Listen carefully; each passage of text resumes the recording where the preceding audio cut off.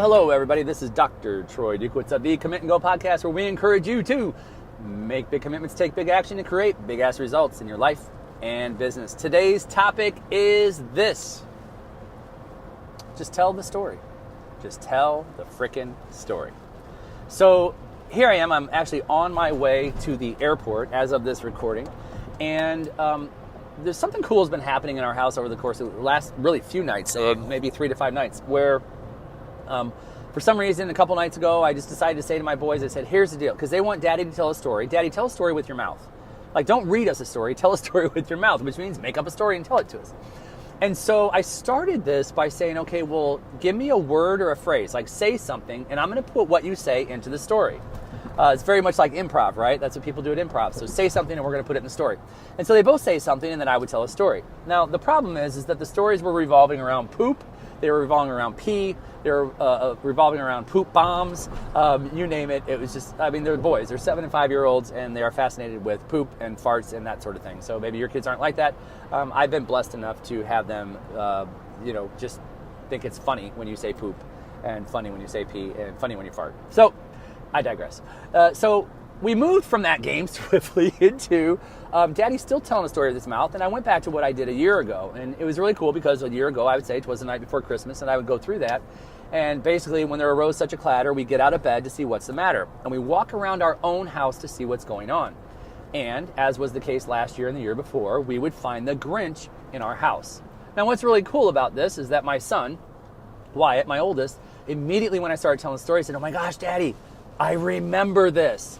And so he remembered hearing this very story, which was really cool. And so we go ahead and tell this story. And when we're done with the story, Watson, my 5-year-old, says, Daddy, will you tell the story tomorrow night? But tomorrow night, can Max come with? So story number 1 had the Grinch. Story number 2 will be having Max come with to the house. Perfect. So literally, last night we're laying in bed and I tell a story with the Grinch and Max coming to the house. The boys are laughing so hard. They've got belly laughs. I mean, if you have children, you know what this sounds like. It's just they are laughing as hard as can be. Just puts a huge smile on your face. It makes you laugh. You got tears in your eyes. It's just magical, magical moments. And so I finished this story, great story, and the boys say, Watson actually specifically says, Daddy, tomorrow night's story, can the Grinch bring Max number 1 and Max number 2? He wants 2 Max dogs. Thinking, okay, we can work this into the story. He said, but wait, there's more. I want him to then name them Wyatt and Watson. Well, okay. So I tell the boys that I won't be home because I'm going to be traveling, and that was a mistake because that set off some level of emotion, which is fine. They needed to know Daddy wasn't going to be home. So we had our moments of hugs and kisses and making sure that everybody knew everything would be okay and Daddy would be home in just 48 short hours. And once we got past that, I said, but we'll still make sure that you get your story. So as I'm driving on my way to the airport today, and you might hear my windshield wipers, it is snowing. Visibility is very, very low. I might even be having a flight delay. But as I'm driving, I go ahead and I record this story of the Grinch coming to our house again. 'Twas the night before Christmas with the Grinch and the 2 dogs. And so it's about a 7-minute video that as soon as I get to Wi-Fi, I'll be able to download and send to my wife, and she'll be able to play it for them tonight for bedtime. Now, here's the point of all this. It really comes down to this. Where in your life are you missing the opportunity to create the moment? Like, we talk about it like, we take vacations and we can do a lot of stuff with money, right? You can take, we've been to Disney World, we go to the beach for a week, we go to Disney World for a week. Like, we love doing it. We go to the lake, we go on our boat, we take the kids for, lunches and dinners and things like that on the water, which is really, really cool. And they're all things that take money. But some of the most valuable moments that we have, actually the most valuable moments, summertime, is when we go park the boat and we get in the water and we play.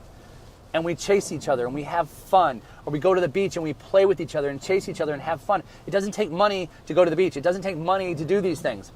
What it does do is it takes an ability to be creative, though, in specific areas, because a lot of times as parents, we check the box.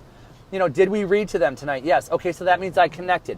Did I do this tonight? Yes, so that means I connected. Did I play with their toys tonight? And Look, those things are incredibly important. And we want our children to get older and look back and remember that we played with them, that we connected with them. But there's also moments that we can create that just stand out. They just stand out.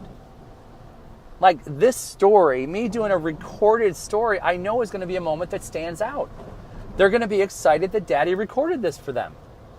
They're going to be happy. And they're going to know that Daddy did one big thing and that Daddy has always done one big thing. Go above and beyond.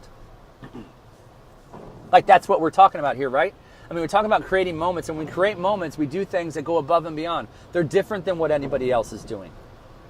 So the question becomes this: when you look at your relationships, when you look at your family life and your children, where is it, can you create moments where you go above and beyond? That you know you need to, but you're not. I mean, quite frankly, here's what we do. Man, that sounds like a really good idea. Someday I'm going to do that too. And look, I've been there. I've heard people with ideas and I go, oh my gosh, I want to do that. That's a great idea. I'm going to have to do that. And nothing happens.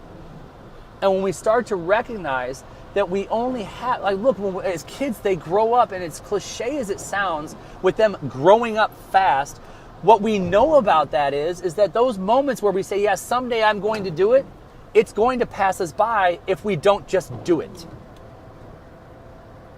So where can I go above and beyond? Where can I be that living, breathing example of what I want them to see and expect in relationships, and what I want them to pass on to their children, my grandchildren, and my great-great-grandchildren?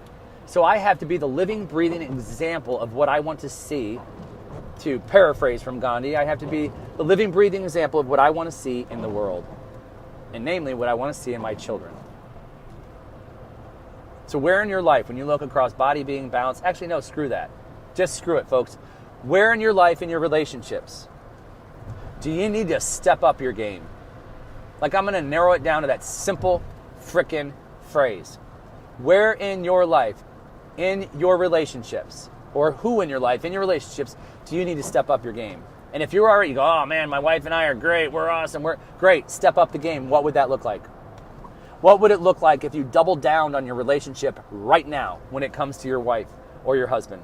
What would it look like if you doubled down on your relationship with your children right now and you did something extra, something special, something different that created a new movement or a new moment for them? If you go back and listen to the podcast where we turned around and we went and looked at Christmas lights, like that created a new tradition that we will now, from this day forward, when we go for Thanksgiving, we will go by those lights again and again and again. It is now a Dukowitz family tradition. Those are the things they will remember. So that's all I've got for you here today. My hopes are that you will pick one thing in your relationships where you need to step it up and take that action. It's a very simple thing to do, folks. But the key, which is not easy, is the sustainability of it day in and day out. And the only way that happens is by doing what? It's by committing to your relationships every single day.